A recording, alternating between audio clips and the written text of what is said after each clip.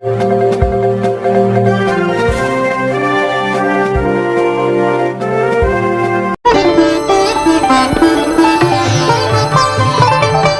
Beauty parlour, काशीबाग मस्जिद के पास, गालिब नगर दरगाह और मासूम कॉलोनी, परभणी। एक बार जरूर आइए। मोबाइल क्रमांक 7721088557।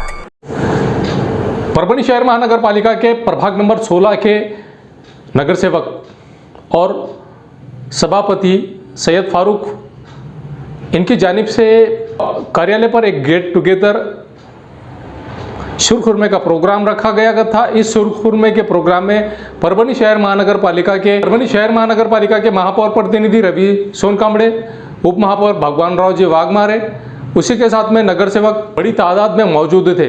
नगर सेवक जाकिर लाला, विखार लाला, इनकी मौजूदगी थी। आइए जानते हैं किस तरह की इन्होंने प्रतिक्रिया दी है और क्या कहा है इन लोगों ने। फारूक बाबा इनके लिए किस तरह की इनके बारे में बात कही। शेख इफ्तिखार, ये ईद का त्यौहार है, ईद का त्यौहार, खुशियों का त्यौहार।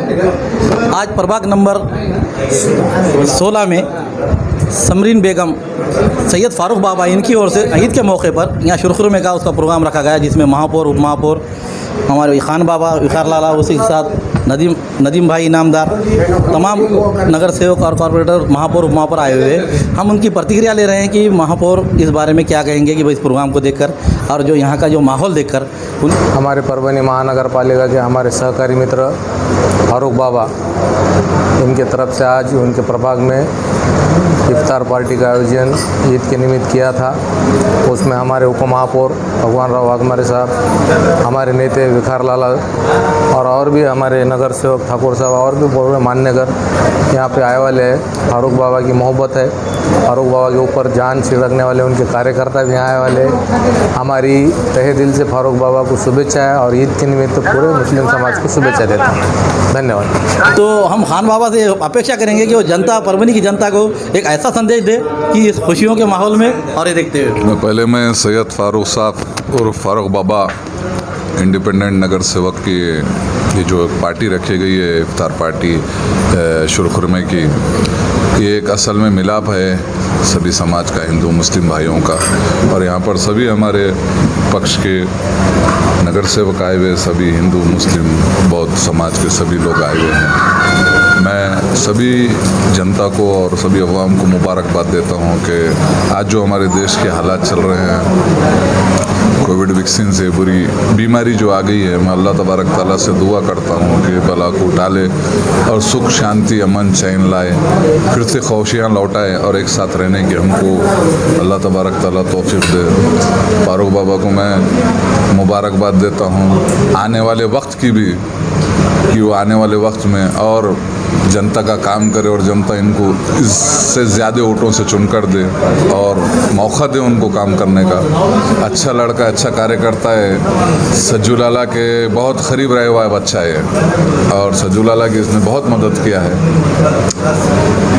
मैं उसको करीब से देखता हूँ, सभी समाज के लिए वो काम करता है। मेरी नेक ख्वाहिशात, शुभकामनाएँ उसके लिए आगे है।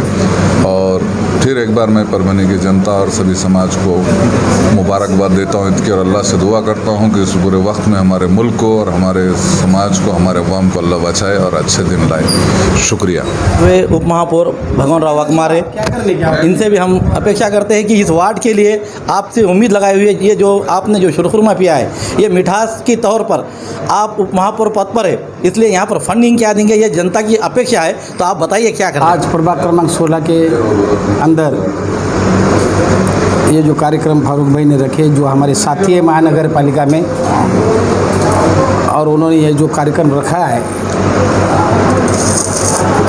इस प्रोग्राम में शामिल हुए सभी इस वार्ड के लोग और हमारे सभी साथी, इस वार्ड के प्रमुख पूरे लोग, मेरे साथ में हमारे जिला कांग्रेस कमेटी के अध्यक्ष नदीम इनामदार साहब है, महापौर साहब है, हमारे विखार भाई है और बहुत से हमारे सभी पुराने दोस्त हैं।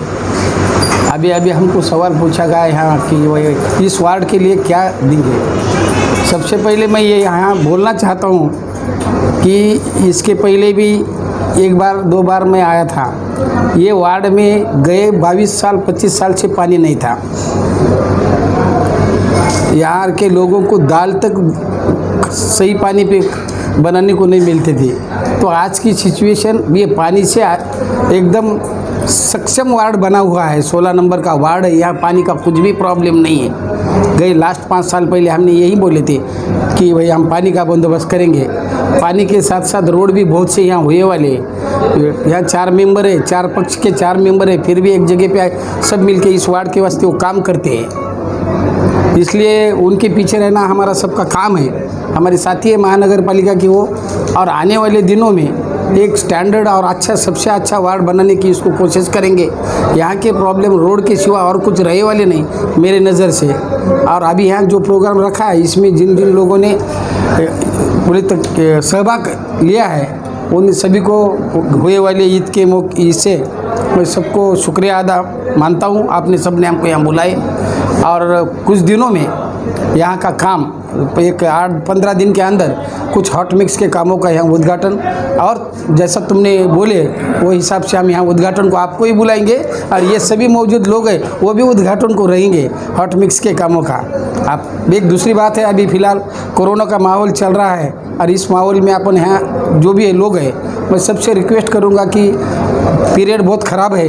अभी हमारे कांग्रेस के वरिष्ठ नेता श्री राजू जी सातव वो एक्सपायर्ड हुए हुए। अब इतना बड़ा आदमी एक्सपायर्ड होना ये मराठवाड़े के हिसाब से बहुत बड़ी नुकसान की बात है। इसलिए आप सबको ये विनती है कि अपना जो भी गवर्नमेंट के रूल्स है वो सब यहाँ फॉलो करें, और वो फॉलो करने के बाद अपन गवर्नमेंट को भी उसकी वजह से मदद होगी और अपन भी खुद बच जाएंगे। आने वाले पूरे दिनों में आप एक दूसरे को ये बात बोलना चाहिए कि सेफ डिस्टेंस अपन हमेशा कायम रखना, और उसी तरह से अपन अपना जो ज़िंदगी चालू ज़िंदगी है वो ज़िंदगी के साथ चलना। अभी इतनी बात करके मैं यहाँ मेरे 2 लफ्ज़ ख़त्म करता हूँ। प्रोग्राम में राष्ट्रवादी के गठ नेता जाकिर अहमद खान ये आए हुए हैं। हम उनसे इस प्रभाग के नागरिकों के लिए जो शुभकामनाएँ और जो ये प्रोग्राम रखा गया है उसके ताल्लुक़ से उनसे अस्सलाम वालेकुम रहमतुल्लाहि वबरकातुहू। सबसे पहले मैं आप सब लोगों को रमज़ान की ईद की मुबारकबाद देता हूँ। आज हमारे दोस्त फारूक बाबा ने ईद मिलाद का प्रोग्राम रखे, हम सब लोग यहाँ जमा हुए हैं।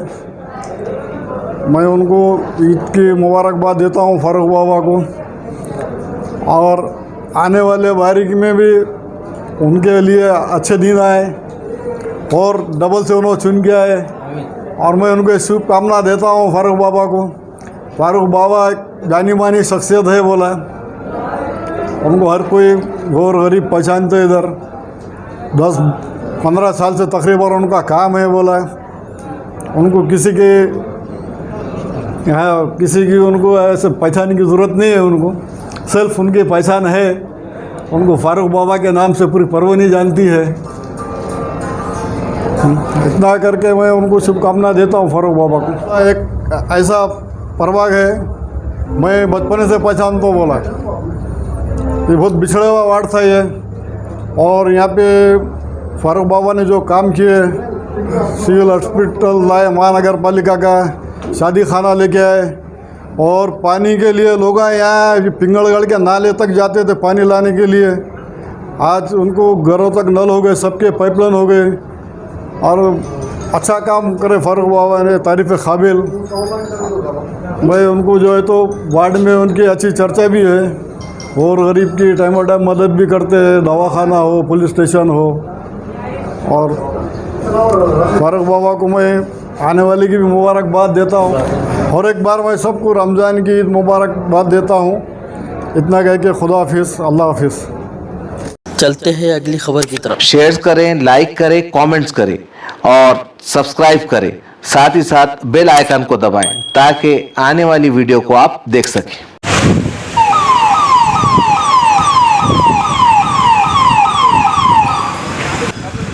आप देख रहे हैं मेरे साथ लोक पुकार न्यूज़। लोक पुकार न्यूज़ में आप सभी का स्वागत है।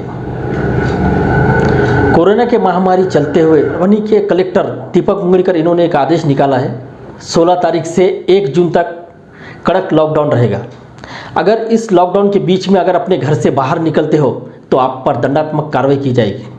आज परभनी के कुछ जगह पर एडिशनल एसपी अविनाश कुमार इन्होंने कुछ गाड़ियों पर कार्रवाई की, कुछ लोगों पर कार्रवाई की और उन्होंने ये आह्वान किया कि अगर आप लोग घर से बाहर निकलते हैं तो आप पर दंडात्मक कार्रवाई की जाएगी, RT-PCR चेक किया जाएगा और आपकी गाड़ी भी सीज की जाएगी। अगर आप कोरोना पॉजिटिव निकलते हो तो आपको क्वारंटाइन किया जाएगा। 7 बजे से 11 बजे तक जो टाइम दिया है, किराना दुकान के साथ में भाजी पाले की दुकानें और उसी के साथ फल फ्रूट की दुकानों को भी इन्होंने 11 बजे तक छूट दी है।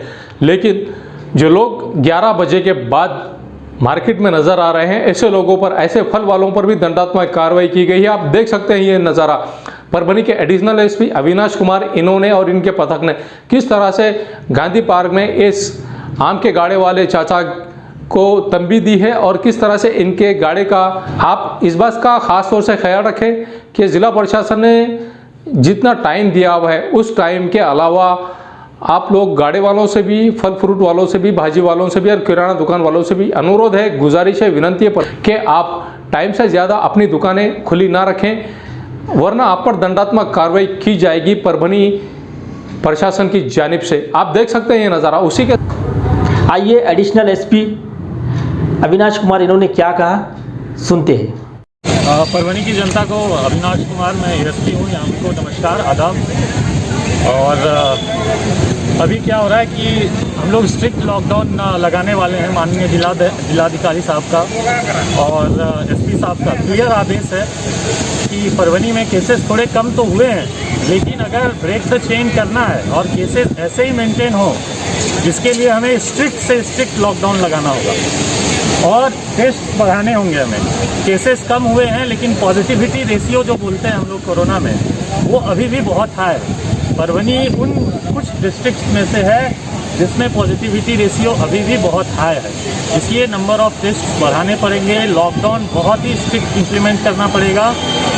रमज़ान को लेके या और भी कुछ कारणों से हम लोग थोड़ा लिबरल थे पहले कि रोज़ा का महीना है, लोगों को परेशान नहीं करें, बट अब रमज़ान ख़त्म हो चुकी है, स्ट्रिक्ट से स्ट्रिक्ट लॉकडाउन हम लोग लगाएंगे। तो परभनी की आम जनता से हमारा गुजारिश है कि बिना कारण रोड पे अब नहीं निकलें, मास्क लगाएं और अगर बिना कारण रोड पे निकलेंगे तो हम लोग गाड़ी डिटेन करेंगे। उनकी गाड़ी पुलिस स्टेशन में लगाई जाएगी, हैवी से हैवी फाइन किया जाएगा।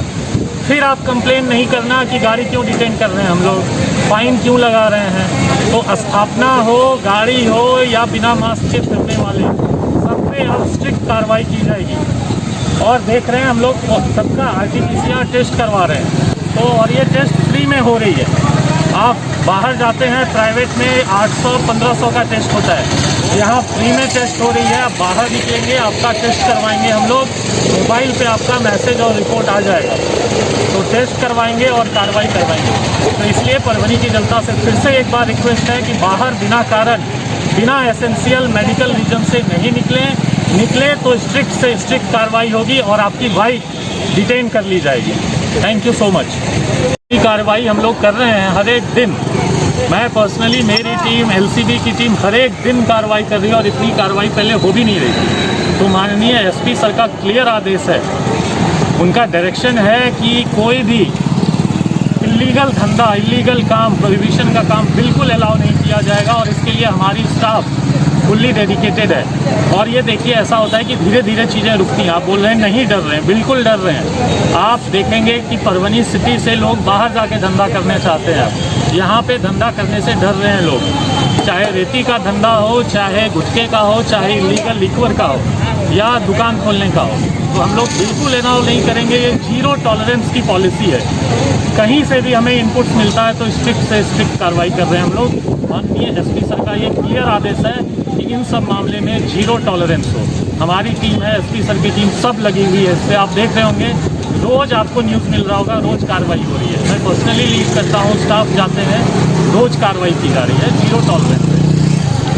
सर घुटना कितने का पकड़ा गया है अभी और कार्रवाई कितनी हुई है? एग्जैक्ट देखिए, ये 1 लाख से ऊपर रुपये का था और कार्रवाई है। ये आप लोगों ने FIR में उसने देखा ही होगा। एग्जैक्ट मैं अभी नहीं बता पाऊँगा, कि कितना हुआ था, फिगर क्या है, मुद्देमाल क्या है, क्योंकि उसमें अगर व्हीकल है तो वो भी ऐड होकर मुद्देमाल में आता है। बट ये लाखों से 1 लाख से ऊपर की कार्रवाई है और हम लोग और भी लगे हुए हैं उसमें कि उसमें पूरा सप्लाई चेन को ख़त्म किया जाए। एसपी सर का क्लियर आदेश है और हम लोग उस पर लगे हुए हैं। सर ऐसे बिना काम के भी लोग बहुत घूम रहे हैं, लेकिन उसके लिए 200 रुपये का फाइन करके छोड़ दिया जाता है। नहीं, देखिए ऐसी बात है कि अब जो जिस तरह का वो आदमी है उस तरह की कार्रवाई हो रही है। अगर 500 रुपये 600 रुपये तो उस पर 10,000 का फ़ाइन लगाएंगे तो अनफेयर हो जाता है पूरा। वो भी देखना है, हमें एक फाइन बैलेंस लेके चलना होता है पुलिसिंग में। अगर गरीब आदमी पे हम लोग 5,000 का फाइन कर दें तो वो सस्टेन नहीं हो पाएगा, बेचारा पहले ही गरीब है। लेकिन हाँ, डेटरेंस के लिए 200-400 की फाइन हम लोग करेंगे, जो अब हम लोग और भी बढ़ाएंगे। रमजान खत्म हो चुका है, हम लोग फाइन और बढ़ाएंगे। दूसरी बात, आप देखेंगे दुकान हो, कपड़े की दुकान हो, इलेक्ट्रिसिटी का दुकान पे अभी मैं 10,000 रुपये का फाइन करके आया हूँ। तो जैसे जैसे जिनकी पेइंग कैपेसिटी जितनी होती है, जितनी क्षमता होती है, उस हिसाब से कार्रवाई करेंगे हम लोग।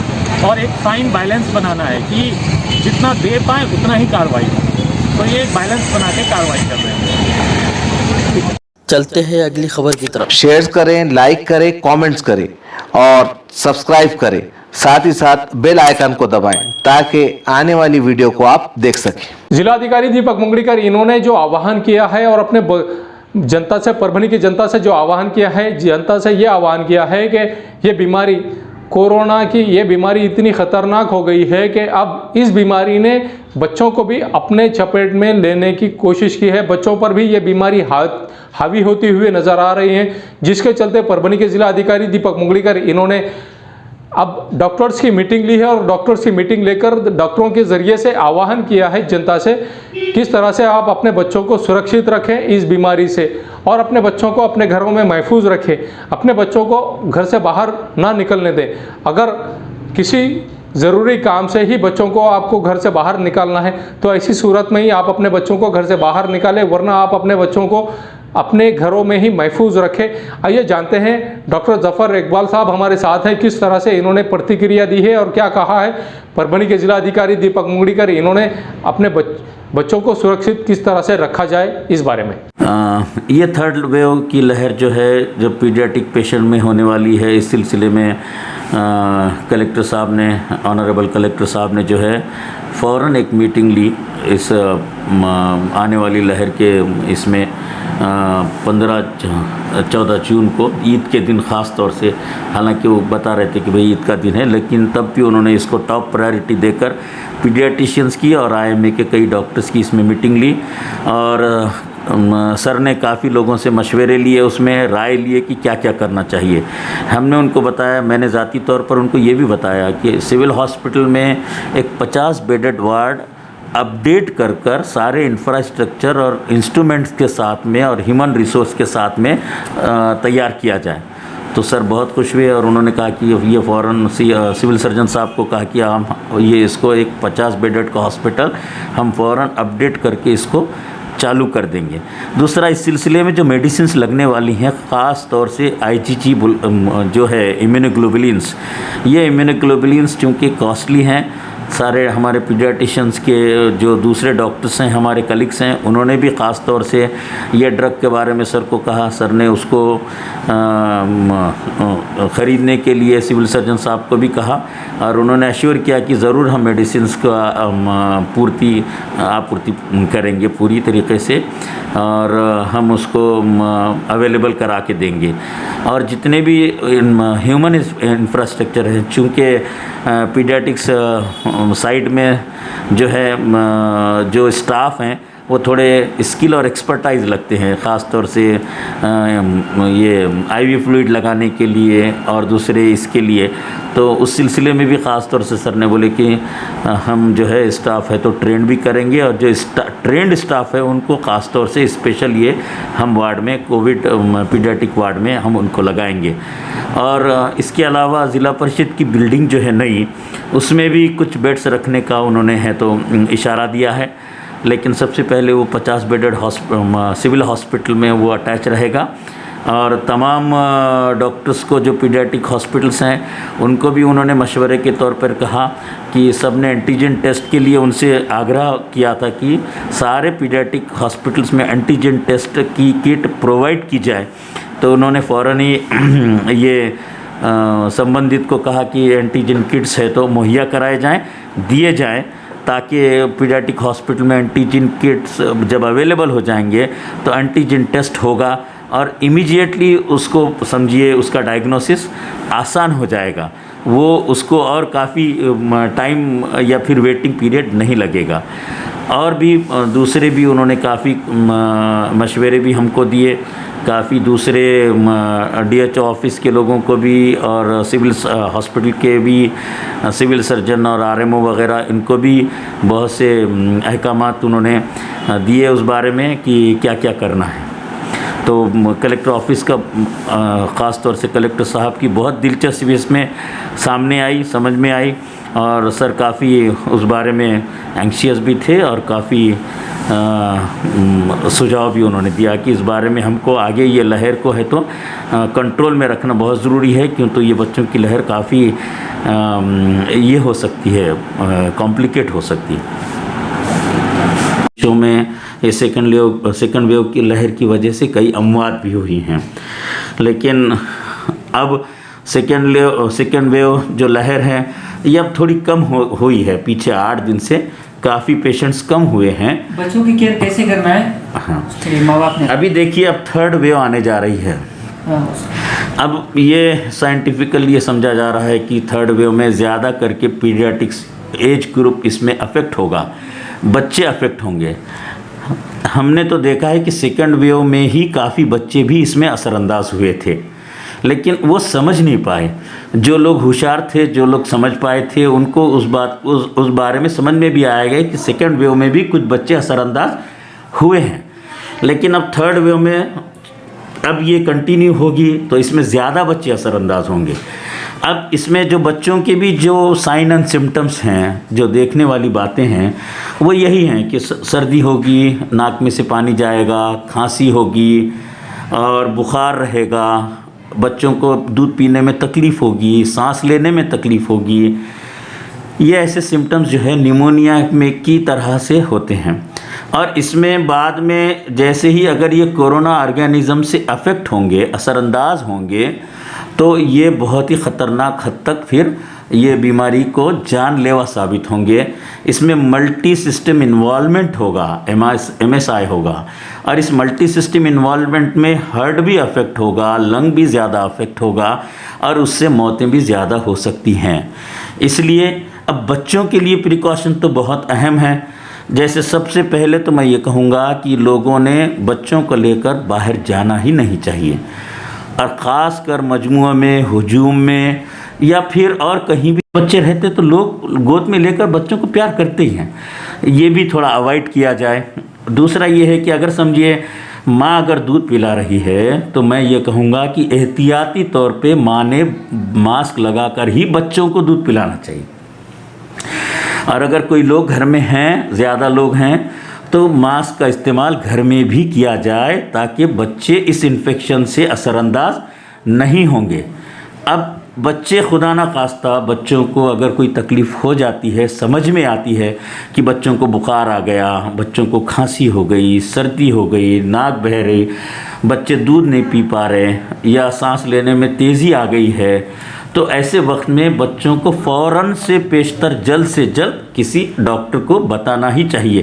पहले ऐसा होता था कि लोग अपने तौर से घर में है तो बुखार की दवा दे दिए, खांसी की दवा दे दिए, लेकिन अब इस माहौल में, इस वक्त में इस किस्म की किसी किस्म की कोई तजुर्बा करना ये मुनासिब नहीं है। फ़ौरन से फ़ौरन डॉक्टर को बता देना चाहिए ताकि उसको जल्द से जल्द इलाज मिल सके। और उसका इलाज अभी बच्चों में है भी, और अल्हम्दुलिल्लाह बच्चों को अगर इलाज फ़ौरन मिल जाए तो इसमें अमवात कम होंगे, मौतें कम होंगी, लेकिन प्रिकॉशंस लेना बेहद ज़रूरी है। Thank you.